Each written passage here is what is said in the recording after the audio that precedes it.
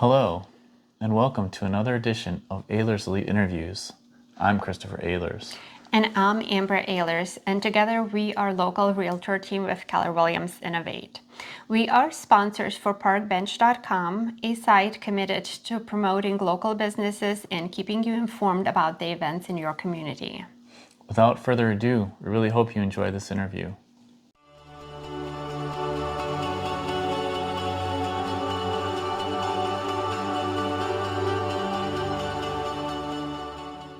All right, welcome to another episode. Today I'm joined with Tony Nieves of the Molitor Financial Group, mortgage loan originator. Thank you for joining me here today. I appreciate being here.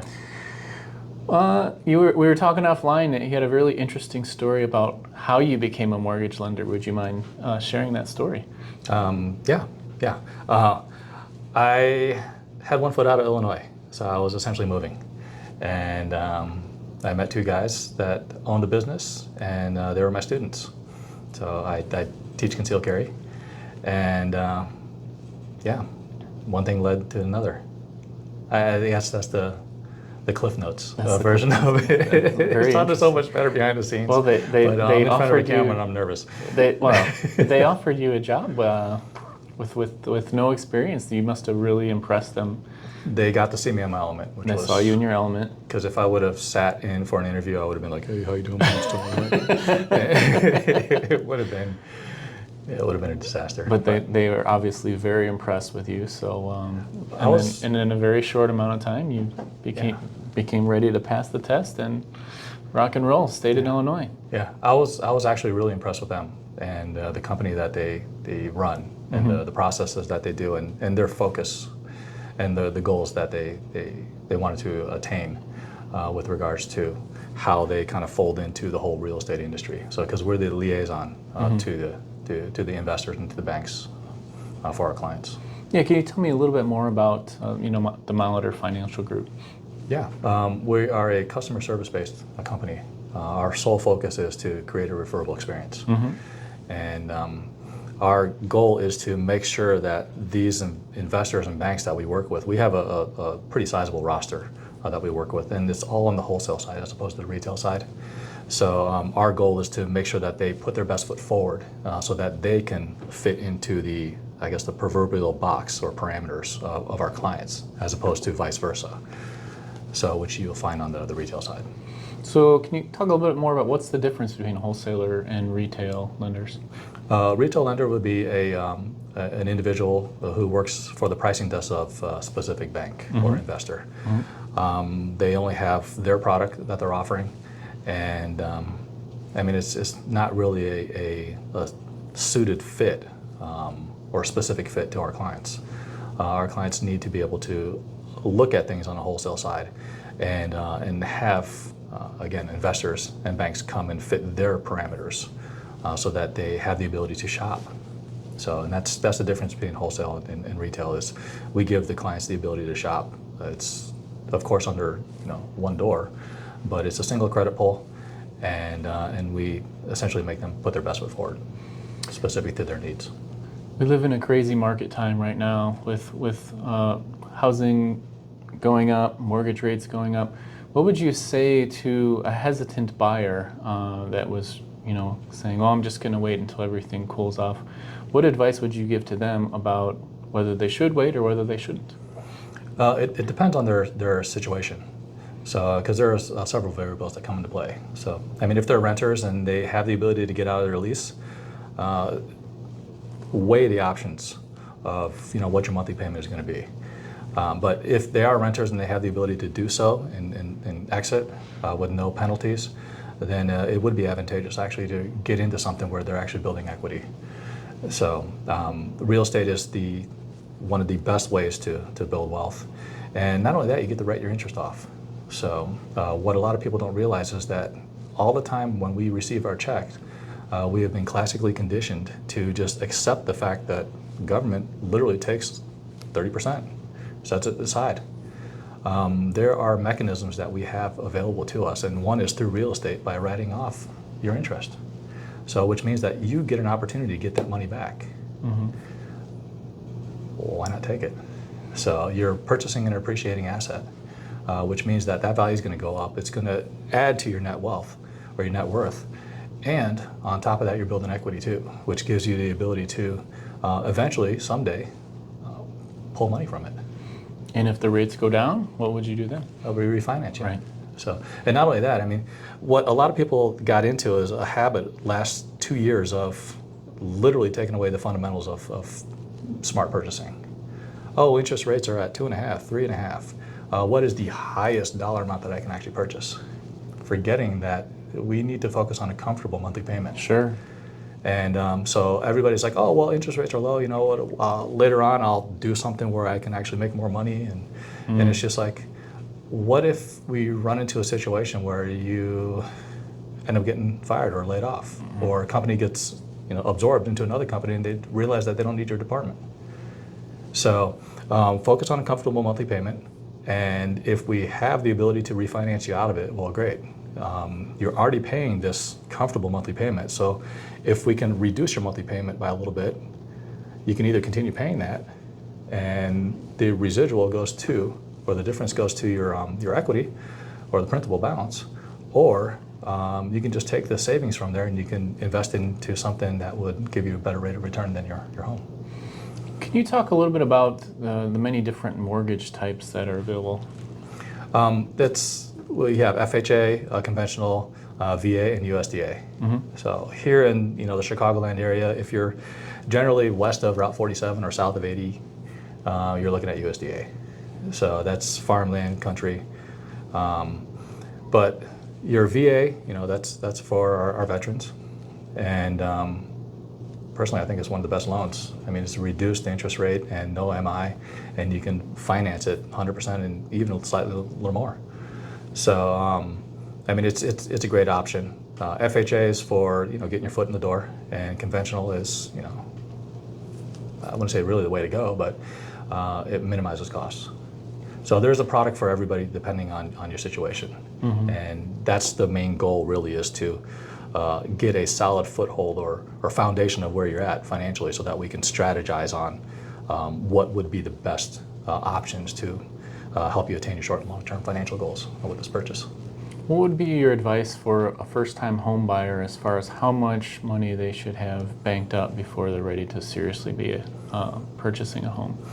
That depends on their scenario, their specific situation. So, and that's one thing that you really want to kind of cut the meat and potatoes of things with regards to getting pre-approved. So pre-approved, pre-qualified, however you want to phrase it. It literally gives you a solid foundation so that when you are working with your real estate agent, we're able to give them the parameters of what is specific to you so that they can streamline your search. But it really, you just have to take the guesswork out of it. And sometimes it's, you gotta pull the Band-Aid off, and you gotta do it quick sometimes. Can you talk a little bit about what goes on behind the scenes during a pre-approval?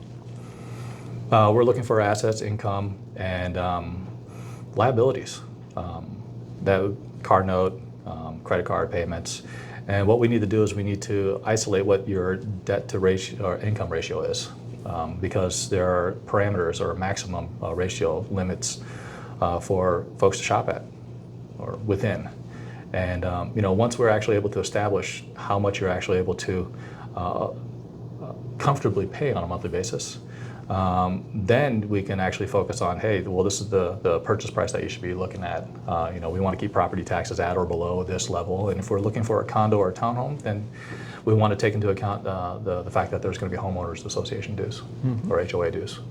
So, and then once we actually have that, we have the parameter set, then your search is streamlined, and we just stay in communication so that every time you do see a property, we can run the property taxes, back out the exemptions, so that hey, this is how much your monthly payment actually is going to be. Could you share with us what would be one of your most memorable professional experiences so far? There are a lot. Yeah. But there's been other instances where I've had lenders that have walked away from clients, just completely ghosted and disappeared during home sale contingencies where hey, this family's homeless if you don't move forward. And I've gotten a phone call of help, and that's been absolutely awesome. So being able to figure something out, think outside the box, and yeah, it was a retail bank. It was a big bank that they said, hey, they don't fit our parameters, and they said that after they were under contract. That's a no-no. You don't walk away from clients. You go down swinging. You go down swinging for your clients. Right. We were talking offline about how important referrals are in your business and how much you value, the clients and going up to bat for them. What are some odd requests that you've had from clients? Can I borrow money? Can I borrow money? Yeah, just give me some money. Yeah, it's just like, hey, I'm the finance guy. I'm supposed to be an arm's length distance, and plus everything's documented too. So I got to show receipts. Yeah, you can't borrow money. I mean, you can accept gifts, but I'm not family. So that was an odd request. Yeah. I've had a couple people ask me to look the other way, and I mean that's integrity. So no.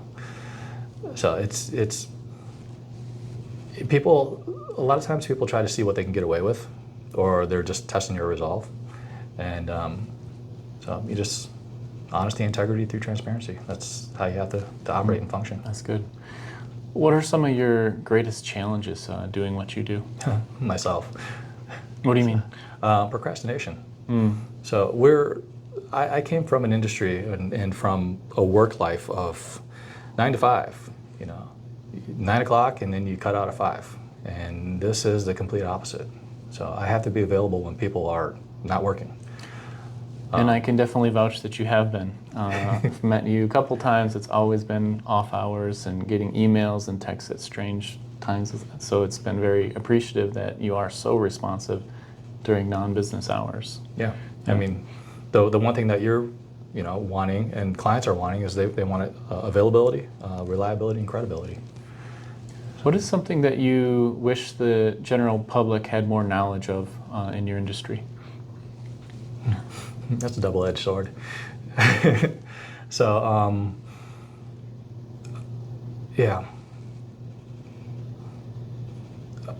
I wish they had, a better understanding of the actual pre-qualification, pre-approval process. I think a lot of people got into the idea that all you have to do is just, hey, this is what I'm making, this is what I'm getting, so go ahead and give me a pre-approval, and then we'll just come back to you once we find a place. And we're a team, so we need to work together with regards to, and especially in this market where you have to be just on the spot with everything. So you take a look at a place and then you go home and you're like, oh well, let me think about it. Boom, it's contingent. So and they're not accepting offers, or it's no longer being shown. So we need to have everything. We have to literally be at the 99-yard line and ready to jump when that time comes. So if clients were like that, or had a better idea of what needs to be done, yeah, I think that would be advantageous and beneficial with regards to the process, because then we can do what we do to confidently convey to the listing agent, hey, these people are a sure shot. What are some things that you do for fun? What hobbies do you have? I'm a student for life, so that's one of the main reasons why I actually took this job. Is I've never done mortgages before. I have 2 tears in a bucket. Let's try it. So I like just to pick up knickknacks and tinker with things, and I'm a firearms instructor, so I like to go to the range. I like to teach people the whole idea of self-security and not actually being reliant on other people and agencies or whatever. When it comes down to anything, it's an opportunity for individual growth and testing resolve. So anything that actually encompasses that is what I like to do. I do like to disappear for some, or at least before I became a licensed mortgage loan originator. I'd disappear for 10 days, and I'd travel the country on a motorcycle and sleep next to my bike, and come back and my battery's recharged. I'm a completely new person, and it's like a spirit walk on 2 wheels. No doubt. Yeah. Is there anything else you would like to share that we haven't talked about already? No, I mean, you can. Okay. Well, thank you so much. This Yeah. has been awesome. I really really appreciate appreciate you it. coming in. And all right, that's what we got. Thank you so much, guys.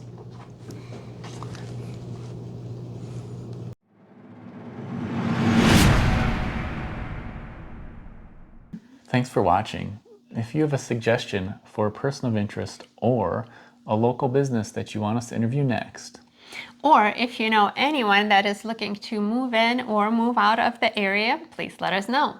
And remember, continue to support your local businesses.